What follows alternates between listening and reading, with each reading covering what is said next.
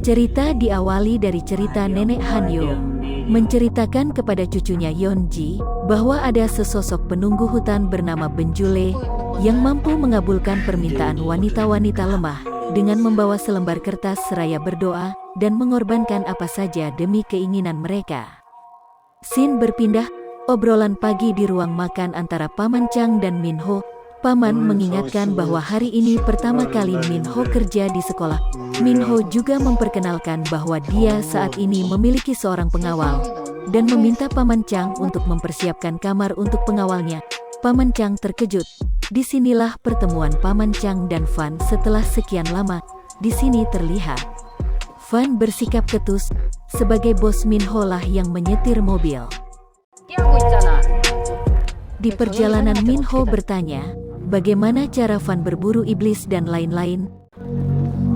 Kedatangan mereka disambut oleh kepala sekolah. Lanjut terjadi perdebatan pembentukan aturan kerja antara Minho dan Fan di ruang kerja Minho. Di sini walau Minho bos, dia tetap kalah. Di ruang kelas, Minho berkenalan dengan para siswa, disambut siswa dengan ejekan dan mengancam dengan merekam Minho. Tetapi dengan galaknya Minho mampu menguasai mereka kecuali Yeonji yang tiba-tiba bolos sekolah. Ternyata Yeonji menjenguk sahabatnya So Yureon yang ternyata banyak mendapat luka lebam pada tubuhnya. Ternyata luka itu didapatkan dari pacarnya dan dia tak mampu berbuat apa-apa karena diancam jika berani melaporkannya maka fotonya akan disebar dan juga pacarnya ini adalah anak orang yang berkuasa di daerah itu. Ternyata pacarnya Yureon bernama Gyeonju ini seperti psikopat yang sudah ada di depan rumah Yureon untuk menakut-nakutinya.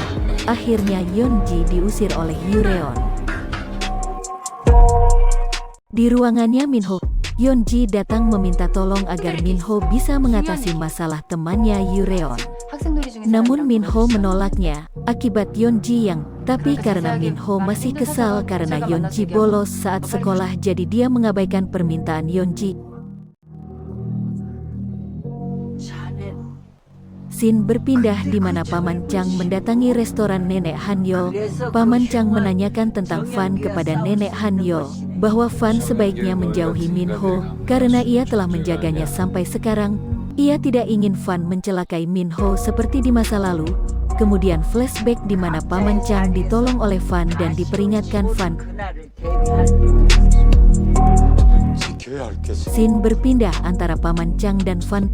Mereka saling memberi peringatan untuk melindungi Won Minho atau Won Yong namanya di masa lalu.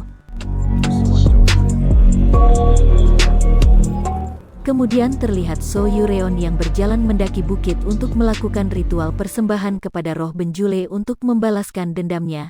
Tanpa disadari roh Benjule dirasuki oleh iblis nafsu terlihat dari banyaknya lintah di sekitar pohon.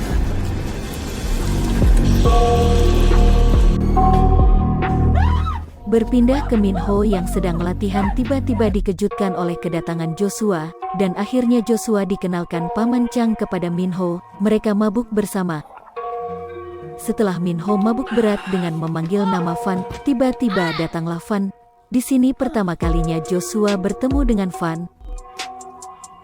Karena penasaran Joshua coba mengikuti Fan dan mengintimidasinya.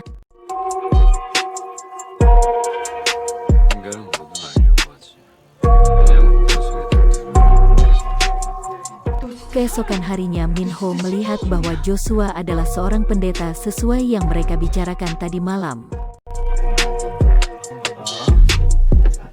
Scene berpindah di mana mereka bertiga Fan, Minho dan Joshua pergi dengan satu mobil.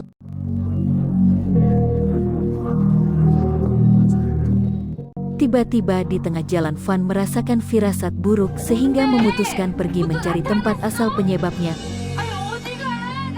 Minho dan Joshua akhirnya pergi ke sekolah berdua. Sebelum sampai ia menyapa temannya si Sujin namanya, yang ternyata terpesona dengan ketampanan Joshua, dan meninggalkan temannya begitu saja.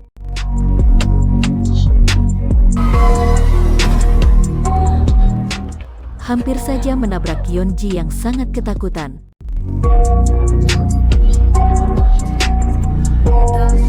Yeonji menceritakan bahwa ia membuat temannya si Soreyon kerasukan arwah Benjule untuk membalas dendam. Akhirnya mereka bertiga mendatangi rumah Soreyon, tetapi hanya Joshua dan Minho saja yang masuk. Di sisi lain, Fan melihat ada lubang besar dan belatinya yang bergetar.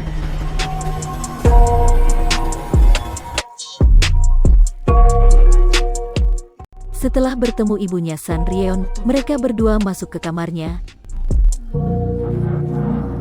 Joshua mencoba melakukan pengusiran roh, dan ternyata tidak berhasil sehingga membawa mereka berpindah di sebuah hutan di kediaman roh Benjule.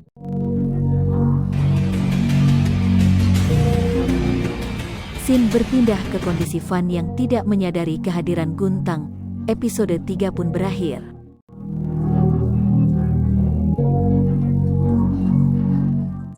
Terima kasih yang sudah menonton sampai akhir. Sampai ketemu lagi di episode 4. Jika kalian suka video dari kami, jangan lupa tinggalkan jejak like, komen, dan subscribe-nya.